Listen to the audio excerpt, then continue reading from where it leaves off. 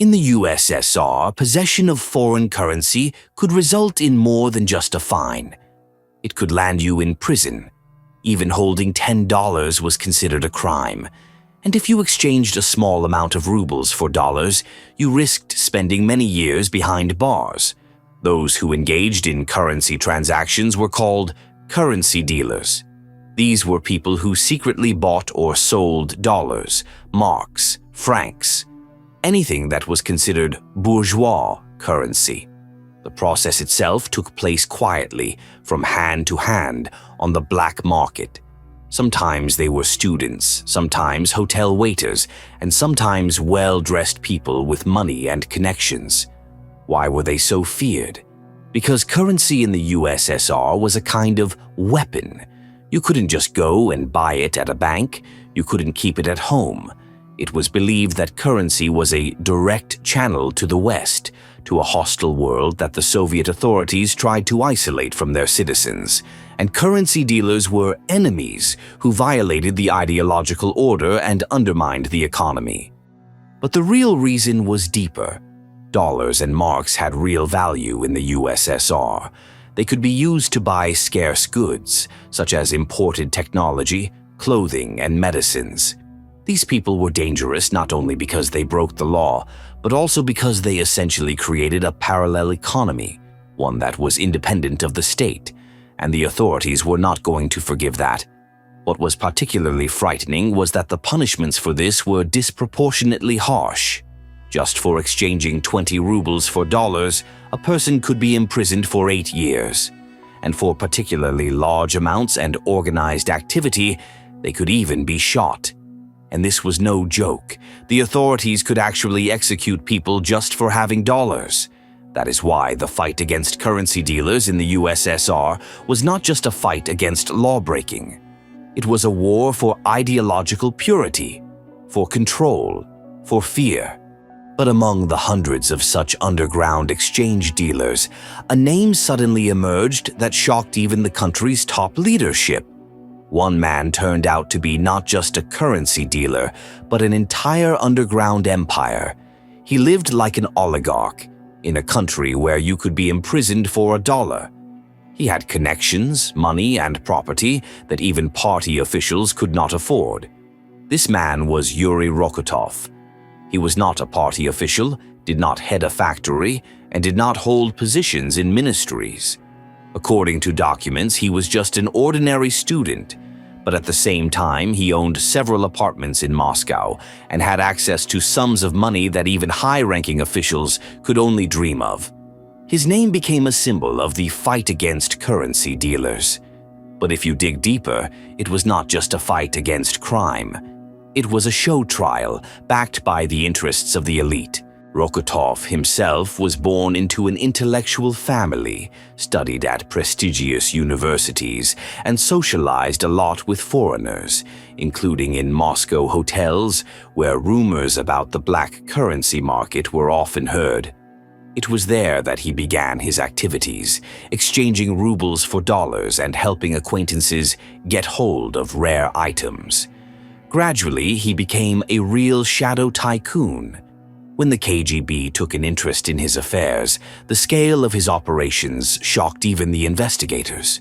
More than 700,000 rubles in cash were seized from Rokotov alone.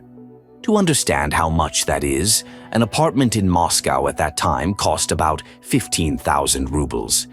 This means that he had enough money to buy almost 50 apartments, and yet he was registered as an unemployed student. He had no official income, but he not only owned apartments, he also furnished them with expensive furniture, kept safes with currency, and had expensive equipment that was inaccessible to ordinary people. In 1961, a criminal case was opened against him. Soon his acquaintances, partners, and clients were arrested. A wave of arrests began throughout Moscow, but the authorities did not limit themselves to a routine criminal investigation. They needed a symbolic enemy who could be called a symbol of decadence. Thus, Rokotov became the ideal candidate. Educated, calm, with decent manners, but at the same time, according to the prosecution, he had profited from speculation, connections with the West, and undermining the economy. He was turned into an enemy of the people. The first trial of Rokotov proceeded as usual. The investigation was completed, the case materials were transferred to the court, and the sentence was 8 years imprisonment. Later, the term was increased to 15 years. It seemed that everything was settled. The law had done its job. However, this proved to be insufficient. Somewhere at the very top, someone decided that this was not enough. A crisis of confidence was brewing in the country. There was a shortage of goods in stores. The ruble-dollar exchange rate was fictitious, and the black market was thriving. A high-profile example was needed, a sacrificial lamb, and Rokotov was the perfect candidate.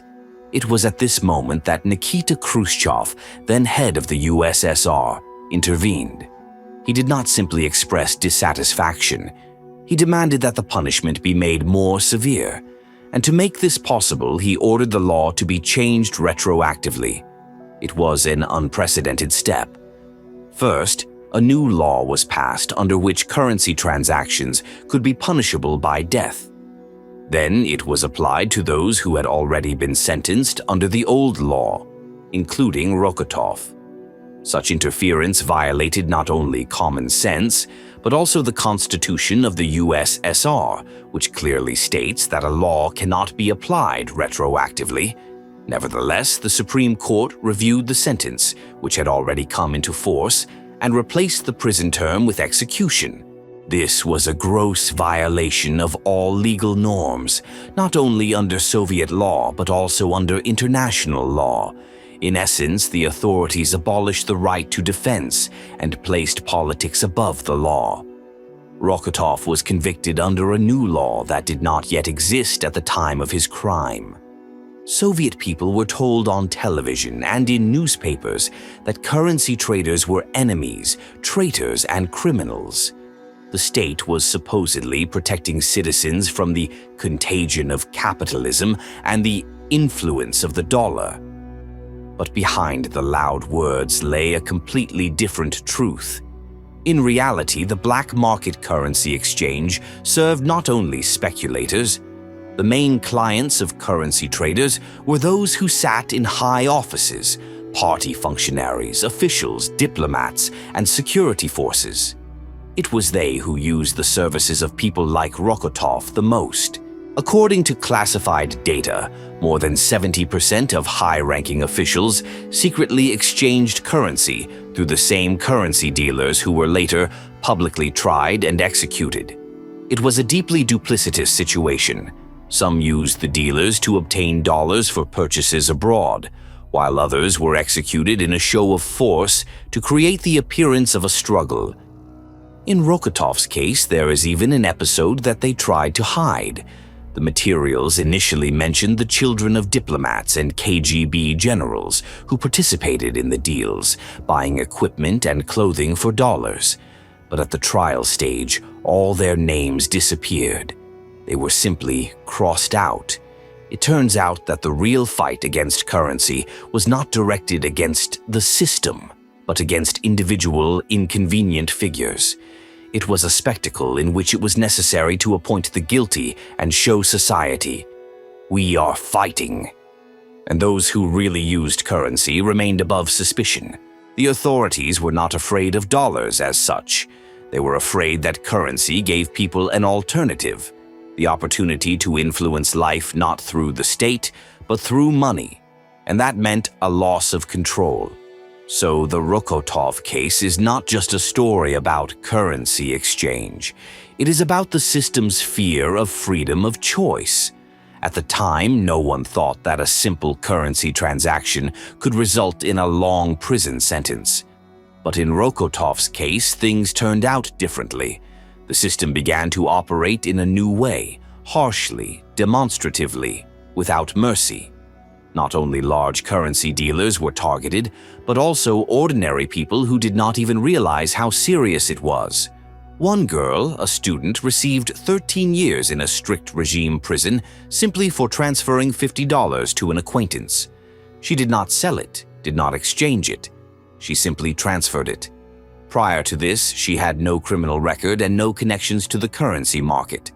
But the court decided that this was enough to make her an example to others, and she was not the only one. The investigation and trials proceeded like an assembly line. In total, more than 400 people were involved in the Rokotov case and related incidents. These were not only currency dealers, but also their casual acquaintances, friends, and even relatives. Some were simply in the wrong place at the wrong time.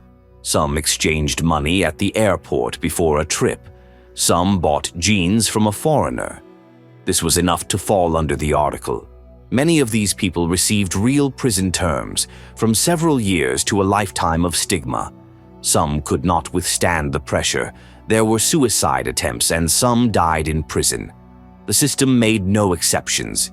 It demanded victims, and those victims appeared. The Rokotov trial shook the country not only with its cruelty, but also with how quickly people began to feel fear. After the execution of 3 currency traders, including Rokotov, something greater than just a fight against the black market began. An atmosphere of universal suspicion took hold. Everyone began to fear. Neighbors, colleagues, even friends were afraid. People began to write denunciations. In Moscow alone, up to 300 anonymous letters were received every day. And it was not only currency dealers who were denounced. They reported on those who lived too well, wore fashionable clothes, bought technology, or simply listened to foreign music. Camel cigarettes, jeans, records. All of these could be grounds for suspicion. The fear was so strong that the state began to control even school lessons. Teachers were officially forbidden to mention the word dollar. Textbooks were not allowed to contain even a hint of the existence of the US currency. Children were taught that currency was something alien, hostile, almost criminal. Even talking about traveling abroad became dangerous. This process was indicative. If a person could be shot for a financial transaction without violence, then anyone could be punished. People saw that the law could be rewritten retroactively and punishment could be made more severe simply because someone at the top had decided so. Not the court, not the lawyers, not the evidence, but a party directive. And this sent a terrible signal to the whole society. After the Rokotov case, the Soviet Union began to change, but not for the better. It was not just a show trial, it was a signal to the system. Now it was possible not only to judge, but to kill for economic crimes. And this signal worked. A new special department was created in the KGB, which dealt exclusively with currency matters. This had not been the case before. The police and the prosecutor's office dealt with economic matters. But now it became a matter of state security. This meant that anyone who was in any way connected with currency automatically came under suspicion as a threat to the state, even if they simply wanted to buy a tape recorder from a foreigner or exchange rubles for a trip. And this was not an isolated case. After the Rokotov case, more than 30 people were executed under the same charges until the 1980s. These were not murderers or terrorists, but currency dealers, people who exchanged currency, often without violence, sometimes simply with the desire to live a little better. As a result, this set the country back. While other countries were developing market relations, in the USSR, every step towards private initiative was perceived as a crime. People were afraid to trade, to invent, to earn money. Creativity and entrepreneurship were equated with meanness. Behind the external struggle with currency lay much deeper processes. The struggle for power, fear of change, and attempts to maintain the system at any cost. And as history will show, such methods did not save the USSR, they only hastened its end.